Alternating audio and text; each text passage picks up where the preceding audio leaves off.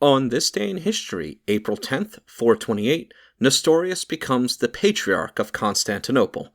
Included in the following is an excerpt from the 1944 edition of the Encyclopedia Britannica, going over the history of the Patriarch. Nestorius died circa 451, Syrian ecclesiastic, Patriarch of Constantinople from 428 to 431, was a native of Germanica at the foot of Mount Taurus in Syria.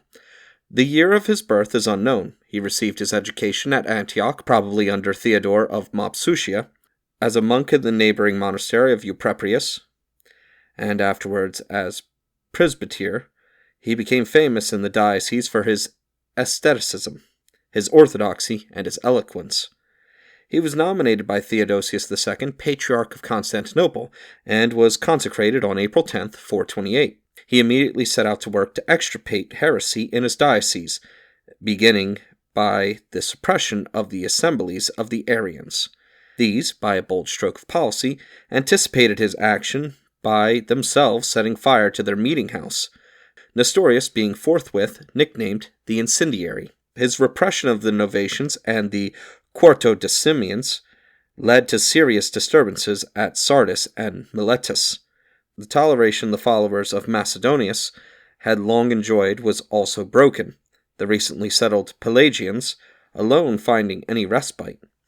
One of the practices assailed by Nestorius was the custom, which had become almost universal in Constantinople, of bestowing the epithet Otokos, Mother of God, upon Mary, the Mother of Jesus. From Antioch, Nestorius had brought along with him to Constantinople a co-presbyter named Anastasius, who enjoyed his confidence and is called by Theophanes his Synecellus. This Anastasius, in a pulpit oration which the Patriarch himself is said to have prepared for him, caused great scandal to the partisans of the cult of Mary by saying, "Let no one call Mary the Mother of God, for Mary was a human being, and that God should be born of a human being is impossible." Cyril of Alexandria seized his opportunity. He stirred up his own clergy. He encouraged the dissidents of Constantinople. He addressed himself to the sister and wife of the emperor, and he bribed the officials of the court. He also sent to Rome a careful selection of Nestorius' sayings and sermons. Nestorius himself, on the other hand, having occasion to write to Pope Celestine I about the Pelagians, whom he was not inclined to regard as heretical, gave from his own point of view an account of the disputes which had recently arisen within his patriarchate. Celestine naturally resented any questioning of the Roman decision concerning the Pelagians, and was jealous of the growing power of the Constantinople See.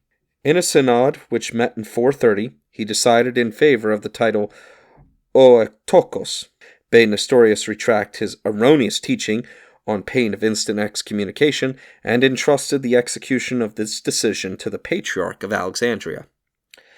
In this situation of affairs, the demand for a general council became irresistible, and accordingly Theodosius and Valentinian III issued letters summoning the metropolitans of the Catholic Church to meet at Ephesus at Whitsuntide, 431, each bringing with him some able suffragans.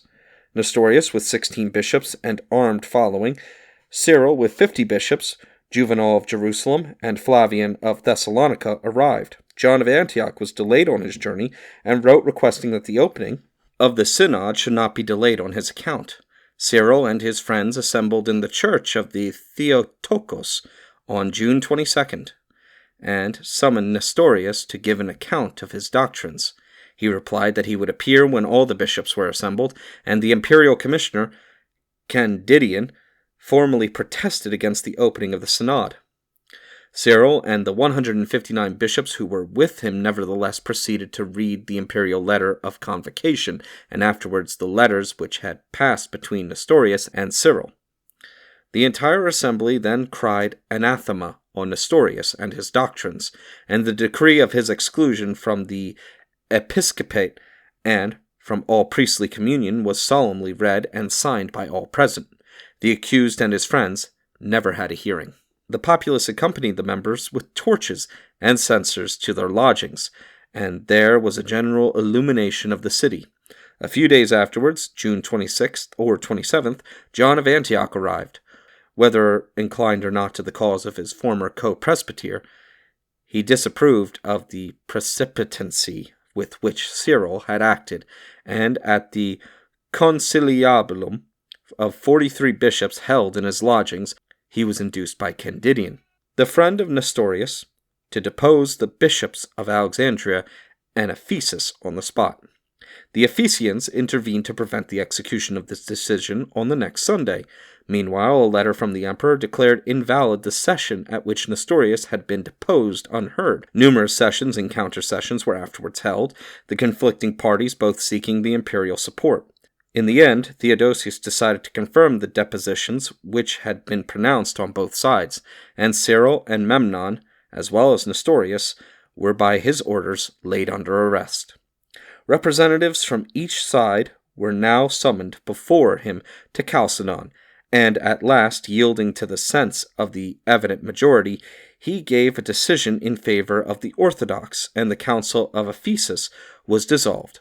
Maximian, one of the Constantinopolitan clergy, a native of Rome, was promoted to the vacant see, and Nestorius was henceforth represented in the capital only by one congregation, which presently became extinct. But the Antiochenes maintained for some time an attitude of antagonism towards Cyril and his creed, and were not pacified until an understanding was reached in 433 on the basis of a new formula involving some concessions by him. The union even then was opposed by certain bishops who were deposed from their sees. Their school of Edessa was closed by Zeno in 489. Immediately after his disposition, Nestorius withdrew into private life in his old monastery of Euprepius, Antioch, until 435, when the emperor ordered his banishment to Persia in Arabia. A second decree, it would seem, sent him to Oasis, probably the city of the great Oasis in Upper Egypt, where he was still living in 493 at the time when Socrates wrote his church history. He was taken prisoner by the Blemmies, a nomad tribe that gave much trouble to the empire in Africa, and when they set him free in the Thebaid near Panopolis, Akhmim, circa 450, they exposed him to further persecution from Shenu, the hero of the Egyptian monks. There is some evidence that he was summoned to the Council of Chalcedon, though he could not attend it, and in the concluding portion of his book known as The Bazaar of Heraclides, he not only gives a full account of the robber synod of Ephesus 499, but knows that Theodosius is dead, July 450, and seems aware of the proceedings of Chalcedon and the flight of Dioscorus, the unscrupulous successor of Cyril at Alexandria. Nestorius was already old and ailing and must have died very soon after. There are still Nestorians in Kurdistan, and the Syriac Church is Nestorian in theology, as are the churches in Asia founded by Nestorian missionaries in the Middle Ages.